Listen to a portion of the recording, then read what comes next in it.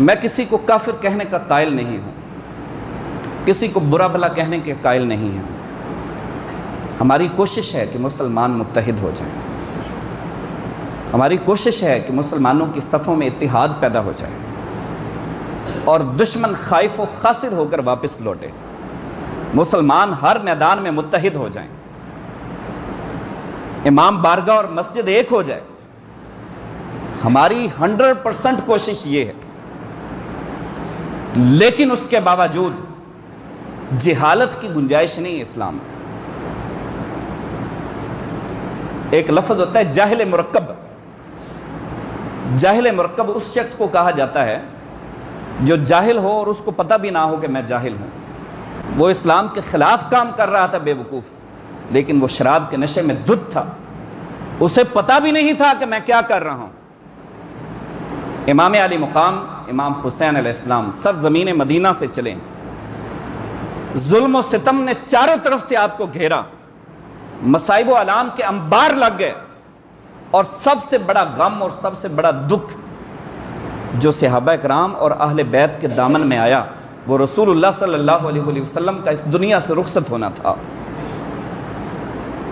سیدہ کائنات فرماتی ہیں میرے ابا جان کے وصال کے بعد ہم پر اتنے غم آئے ہیں، صبت علی الایام سرن لیالیہا، اگر وہ غم دنوں پر آ جاتے تو وہ دن بھی راتوں میں تبدیل ہو جاتے۔ اتنے غم ہم پر آئے، اتنے دکھ ہم پر آئے۔ مولا کائنات فرماتے ہیں ہمارے اوپر جو سب سے بڑا غم آیا ہے زندگی میں وہ رسول اللہ صلی اللہ علیہ وسلم کا اس دنیا سے رخصت ہو جانا تھا۔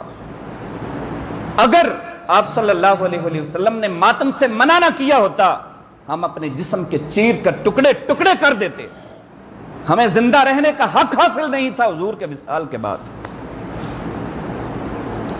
کہ تیرے بعد بھی زندہ ہیں، ہمیں شرمندگی کے سوا اور کچھ ہاتھ نہیں آتا تھا، لیکن آپ صلی اللہ علیہ وسلم نے سختی سے منع فرما دیا تھا۔ فرمایا خبردار، بین کرنے والوں پر رب ذوالجلال لعنت فرماتا ہے، ماتم کرنے والوں پر، نوحہ کرنے والے پر اللہ کی لعنتوں کا نزول ہوتا ہے، اس کی رحمتوں کا نزول نہیں ہوتا۔ یہ سب سے بڑا غم یہ دیکھا انہوں نے، لیکن اہل بیت کا کوئی فرد آپ کو ماتم کرتا ہوا نظر نہیں آئے گا۔ کہتے ہیں حضرت یعقوب علیہ السلام نے ماتم کیا تھا، ہم تو شریعت محمدی علیہ صاحب علیہ السلام کے قائل ہیں۔ جب اسلام آ گیا، جب شریعت محمدی آ گئی ہے تو پھر باقی ساری شریعتیں ہمارے لیے منسوخ ہیں۔ نہ تو ہمارے لیے شریعت موسفی ہے، نہ ہمارے لیے وہ شریعت حضرت یعقوب علیہ السلام ہے، کوئی شریعت ہمارے لیے باقی نہیں رہے گی۔ ہمارے لیے صرف اور صرف شریعت محمدی علیہ صاحب علیہ السلام، بس۔ آپ ماتم ثابت نہیں کر سکتے کہ حضور صلی اللہ علیہ وسلم کے وصال پر ایک حدیث پاک ہے بخاری شریف کی کہ حضرت اماں عائشہ صدیقہ رضی اللہ تعالی عنہا ام المومنین، آپ نے ماتم کیا تھا، اپنے چہرے پر ہاتھ مارے تھے۔ بے وقوفو، تم تو حضرت اماں عائشہ صدیقہ کو مانتے ہی نہیں، تم تو معاذ اللہ ان کو تبرہ کرتے ہو۔ تمہارے لیے اگر حضرت اماں عائشہ صدیقہ رضی اللہ تعالیٰ عنہ ام المومنین کی سیرت اگر تمہارے لیے وہ قابل احترام ہے تو ہر جگہ پہ ان کو فالو کرو نا۔ بے وقوفو، باقی ہر جگہ پر تم بدتمیزی کرتے ہو، ہر جگہ پر ان کو برا بھلا کہتے ہو، تبرہ کرتے ہو، اور یہاں پہ آ کر تم دلیل بناتے ہو حضرت اماں عائشہ صدیقہ کی بات کو، لیکن پوری حدیث نہیں بیان کرتے۔ یہ جو آدھا سچ ہوتا ہے نا، یہ بہت خطرناک ہوتا ہے، ساتھ امینڈمنٹ کی جاتی ہے، ساتھ ایڈیشن کی جاتی ہے۔ انہوں نے کہا کہ میں نے نا سمجھی میں یہ کام کیا، یہ حدیث پاک کے ساتھ آگے الفاظ ہیں کہ نا سمجھی میں یہ کام کیا، نو عمری تھی، کم عمری کی بنا پر، نا سمجھی کی بنا پر، بعد میں جب سمجھ آئی تو پتہ چلا کہ وہ تو میں نے غلط کیا تھا۔ یہ ساتھ الفاظ ہیں اس بات کے۔ پھر جھوٹ گڑا جاتا ہے ایک جو ہے ولیوں کے شہنشاہ پر، حضرت ویسے کرنی رضی اللہ تعالیٰ عنہ پر، کہ انہوں نے اپنا دانت توڑا تھا۔ 100% جھوٹ ہے، حقیقت کے ساتھ اس کا کوئی تعلق نہیں، اور اگر بالفرض اس بات کو مان بھی لیا جائے تو توڑو اپنے دانت، ہتھوڑیاں بھی موجود ہیں، پلاس بھی موجود ہے اور کیلے بھی موجود ہیں، دانت توڑتے جاؤ اور کیلے کھاتے جاؤ۔ عقل اس بات کو تسلیم نہیں کرتی۔ امام حسین علیہ السلام پوری زندگی، پھر جب آپ مدینہ پاک سے چلے ہیں 4 مہینوں کا آپ نے سفر گزارا ہے۔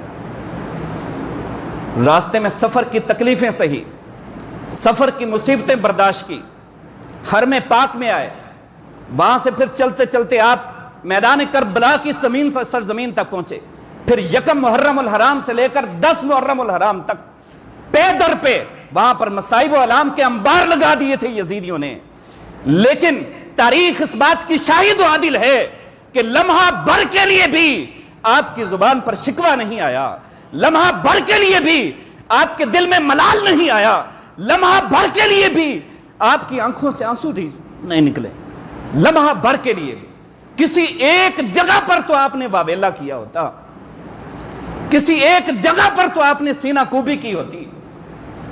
پانی لینے کے لیے جاتے ہیں، حضرت علی اصغر آپ کی گود میں ہیں، نیزے لگے چاروں طرف سے شہید ہو گئے، آسمان دنیا کی طرف مسکرا کر کہتے ہیں کہ مولا واہ تیری ادائیں، میرا یہ ننھا علی اصغر تھا، اگر اس کا لہو بھی تیرے دین کی سرحدوں کو مضبوط کر سکتا ہے تو میں یہ بھی قربان کرنے کے لیے تیار ہوں۔ مولا میرا یہ جوان علی اکبر ہے، میرا یہ جوان قاسم ہے، اگر ان کا خون بھی تیرے محبوب کی دین کی سرحدوں کو مضبوط کر سکتا ہے میں یہ بھی قربان کرنے کے لیے تیار ہوں۔ میں 72 کے 72 تن اپنا تن من دم سب کچھ تیرے محبوب کے دین کی خاطر قربان کرنے کے لیے تیار ہوں، اور راضی برضا قربان کر دیا، ہنستے مسکراتے ہوئے قربان کر دیا، اس لیے کہ وہ علی کے شیر تھے، وہ سرنڈر کرنے والے نہیں تھے، وہ علی حیدر کرار کے بیٹے تھے، ان کے لہو میں سیدہ خاتون جنت کا خون گردش کر رہا تھا، وہ خدا کے شیر تھے، خدا نے ان کو اپنا شیر بنا کر زمین میں بھیجا تھا۔ کسی ایک جگہ پر بھی وہ ماتم کرتے ہوئے، واویلا کرتے ہوئے، نوحہ کرتے ہوئے نظر نہیں آئیں گے آپ کو۔ اگر انہوں نے نہیں کیا، اہل بیت کرام نے نہیں کیا، امام زین العابدین نے نہیں کیا، امام علی مقام نے نہیں کیا، تو بے وقوفو تم کس کی شریعت کو فالو کرتے ہو؟ تم کس کی سیرت پر عمل کرتے ہو؟ بتاؤ تم کون سا اسلام پیش کرنا چاہتے ہو؟ خدا کا نام لو، اسلام کی شکل و صورت کو مت بگاڑو، اس کے اسلام میں کوئی گنجائش نہیں ہے۔